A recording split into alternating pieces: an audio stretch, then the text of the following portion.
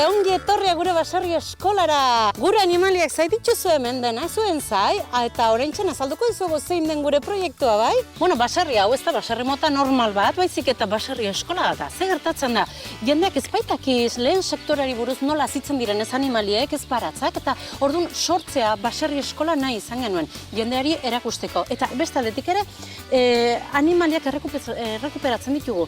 Zengatik askotan sektore honetan ez dituzte oso ongi tratatzen, eta gure nahia da ere errekuperatzea.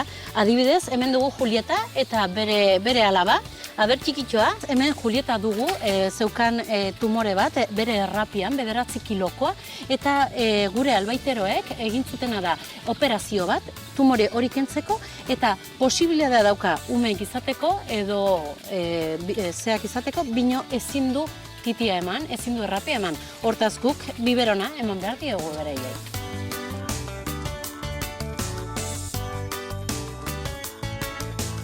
Bueno, baserri eskola sortu ginen Oskar eta Bilok, nire senarra eta Bilok, zengatik, erosterakoan soroa eta gure etxea eta dena ikusten ginen, ezin ginen eraman, eta jendeak hasi zuen guri animaliak oparitzen eta horrela, eta ni nola ere baserriko lanak ere ezagunak ditudan, hasi ginen hartzen. Jendea zegoen eskari gauzak egiteko gure ultzama baiadan, eta pensatu ginen zergatik ez baserri eskola.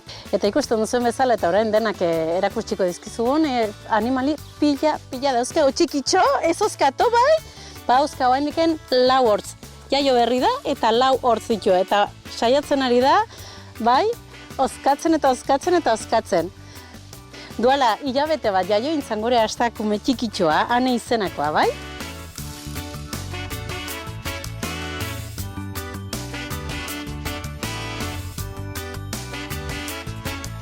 Galdetzakoan ere, animaliekin posible da nitzeikia, eta terapia bezala erabili balditeke ere, posible baldin bada, nik baietz esango nuke. Beraiek ere behar dute beraien tokia, beraien denborak, eta gureak ere. Hortaz, posible da itzeikia eta beharrezkoa ere da beraiekin izatea. Antonio, iragantzauzu denborak, eskein ikuzu,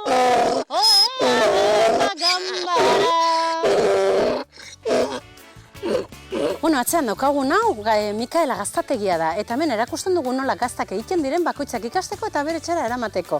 Eta berriz aldi honetan badaukagu ere barraskilo proiektua. Hau da Slow Food eskola eta bada sukalde bat. Bi bioerakuntzan eginak dire hemengo materialek eta gure naturak emandako materialez eginak izaten dira. Slow Food bizitzeko filosofia bat da, eta oinarritua dago janari garbia, bidezkoa eta kalitate honekoa izateko osai guziek erabiltzea.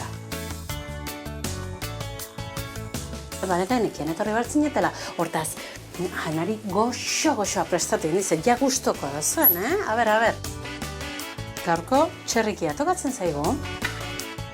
Joseba, ikusi duzu zer daukagun hemen, eta zen olako bazkariak ere prestatzen ditugun, hortaz, zuezai gelditzen gara, eta honegin!